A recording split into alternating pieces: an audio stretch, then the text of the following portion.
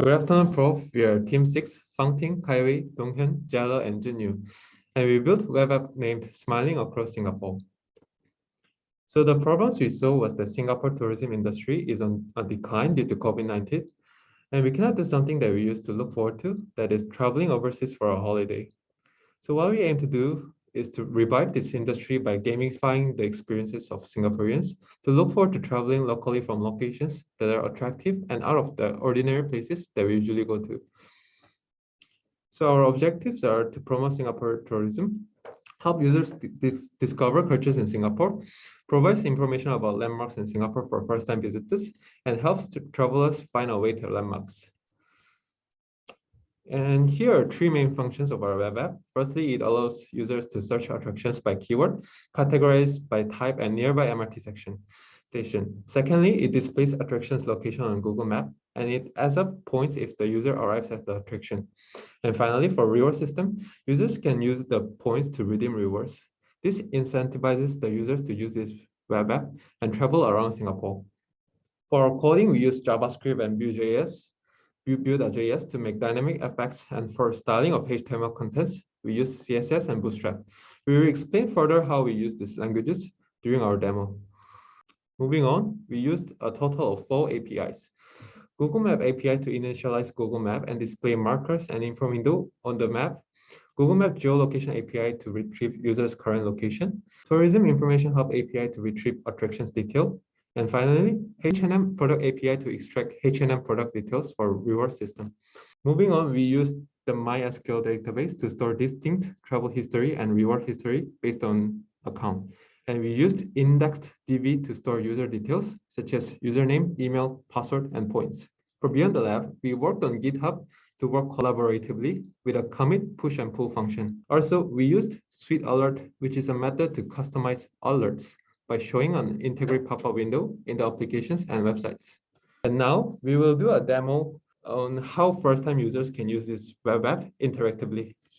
Firstly, the overarching framework that we are using is the IndexedDB, whereby it's a local database framework together with JavaScript function called local storage, whereby we use it to replace the session function, and this is used to pass the user details across the pages. As you can see in the navbar, if the user is not signed in, there's only 3 tabs on the navigation bar. So how would user use it to log in or sign up? For new users, they simply need to key in their username, user email, password of minimum 6 characters, and if in the case where the password is not matching with the previous password that they written down, there will be a pop-up that says that there's an error about whether if it's a username email that exists or the password that is invalid. To save time, I will log in with the admin account that we have created for you, Prof. As you can see, from the navigation bar, from 3 tabs, it will be populated with more tabs so that the user can interact with our web application better.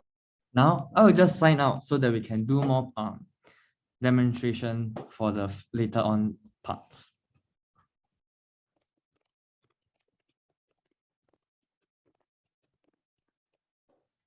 Registration is now successful. Highway will now move on to talk about the attractions part. Upon arriving at the attraction page, a list of Singapore key attractions will be displayed by default. Each box will display the photo, name, MRT, and description, where all this information were retrieved by calling the Tourism Information Hub API. The mini train icon under the attraction name indicates the nearest MRT of where the attraction is located. The size of the box is fixed by intention to avoid the page to be overcrowded. Thus, the lengthy description is made hidden, but still scrollable so as to read the full descriptions. The styling is done through CSS. Upon clicking on the Read More button, more information regarding the rating, business hour, exact address, and contact of the respective attraction can be found. The official website is provided as well. Even though the Tourism Information Hub API limits to 20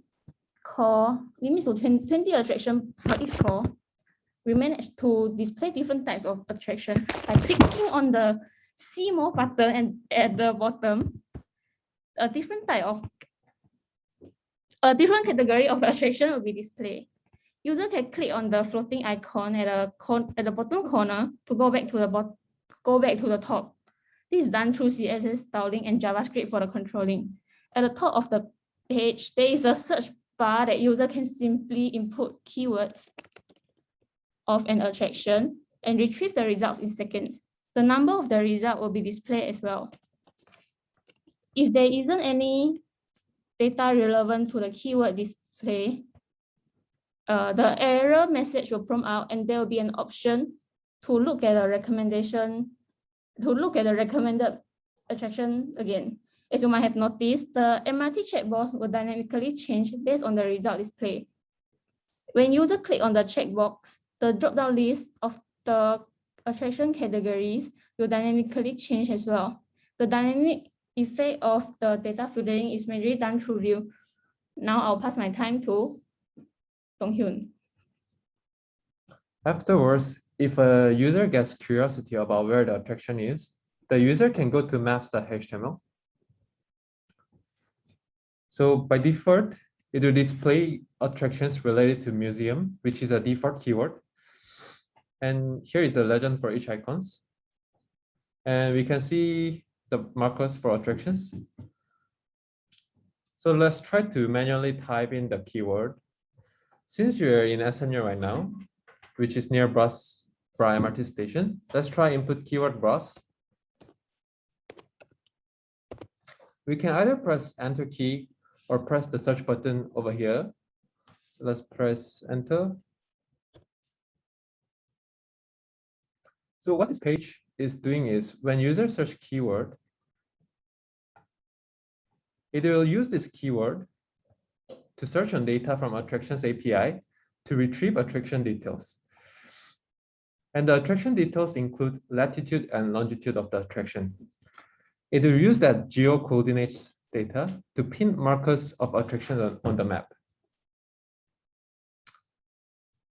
And if user reaches the attraction, or at least geographically near to the attraction, user can click the marker and info window will pop up. This info window contains attraction name, category, description, and the button named I arrive here now. So user can press this if they're near. For us, success alert pops up because we're in SMU now, and this attraction is located very near to where we are at right now. So each time user checks in on these attractions,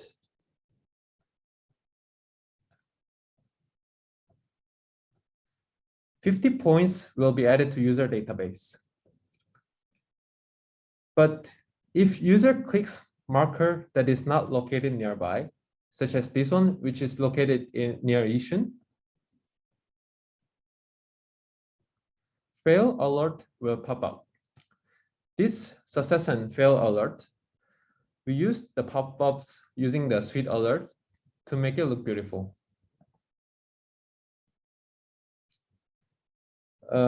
Let's try key in Bras again.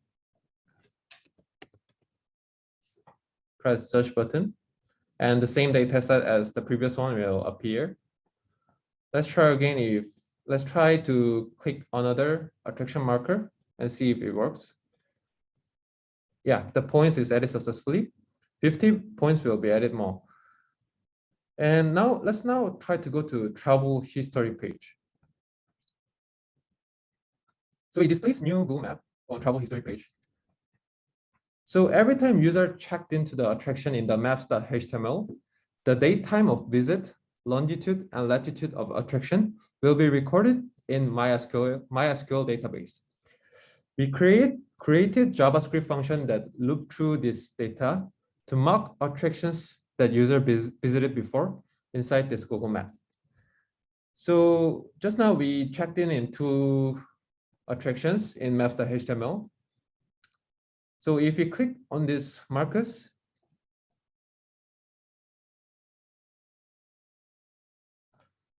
we click on these markers, we can see the date time user visited this attraction. Just now we visited two places. So here are the two markers shown in this map. Once the user reaches the attraction and collects the corresponding points, the user is able to check the account balance on the reward page.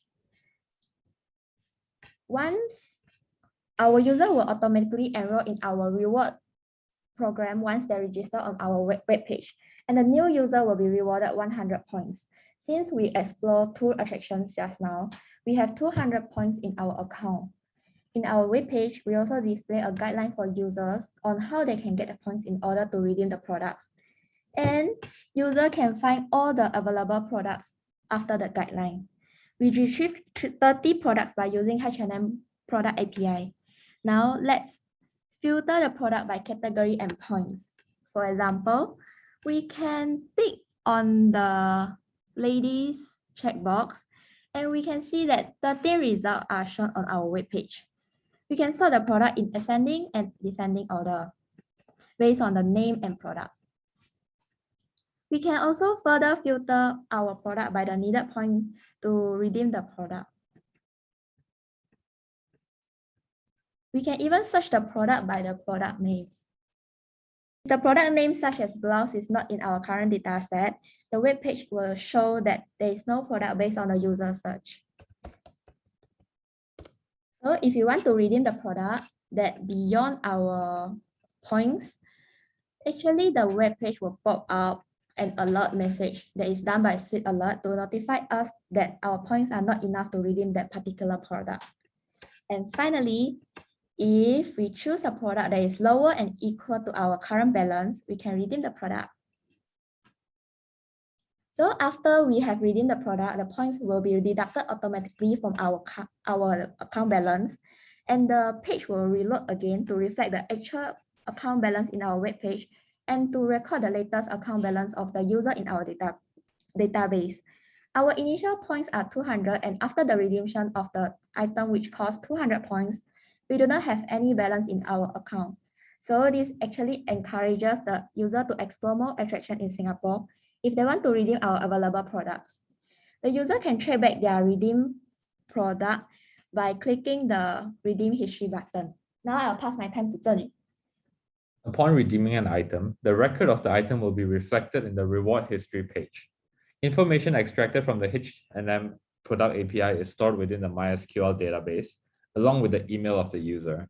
In the rewards history page, the stored information is called with a function using Axios, passing the user's email as a parameter to call the reward history specific to the user, and then storing it as an array of objects within the view component. A function within the view component is also called to construct a table with bootstrap styling to display the reward history information. The table includes simple pagination that breaks the list of rewards into 3 records per page with arrows to navigate between the pages for ease of viewing in the event that the reward history is too long. To illustrate this, we have logged into the admin account, which has an extensive reward history. However, if the user has yet to redeem any items, the table and arrows will not be displayed, and the message at the top will be no reward history instead. The checking is accomplished by checking if the travel history variable is empty. Lastly, a button prompting the user to redeem rewards is present to take the user back to the rewards redeeming page. And that concludes the demonstration of our website. Thank you for your time.